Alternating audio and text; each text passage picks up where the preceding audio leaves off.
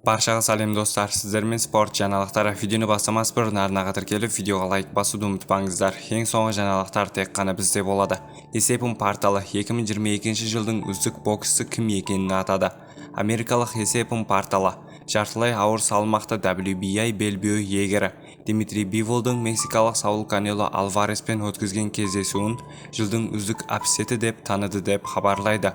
Бұл кездесу мамыр айында Лас-Вегас қаласында өтіп, 12 раундтың қорытындысы бойынша Биволдың жеңісімен аяқталды. Сонымен қатар, аталған портал Дмитрий Биволдың 2022 жылдың үздік боксшысы деп те атады. Барын көздегені сарапшы Головкиннің қазіргі жағдайын ашық айтты. World Boxing News порталының редакторы Фил Джей тілшісі берген сұхбатында Геннадий Головкин мен орта салмақта жұдырықтасқысы келетіндер қатары көбейгенін айтты.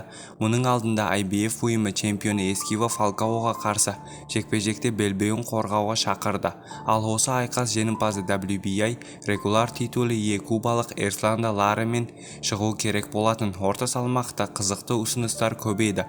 Головкин қазір өзінің ұнағанын таңдай алады. Фалкао және Лараға қарсы титулын қорғау, Мугнемен айқас немесе Чарломен титул біріктіретін жекпе-жек Әлімханұлы да бар. Геннадий Головкин келісімшарт және міндеттермен байланған емес. Головкин өз талаптары қоятын үлкен жұлдыз. Онымен бары жұдырықтасқысы келеді. Қазіргі таңда орта салмақта барын көздегені Головкин, дейді Джей. Сіздермен спорт жаңалықтары болды. Арнаға тіркеліп, видеоға лайк басуды ұмытпаңыздар.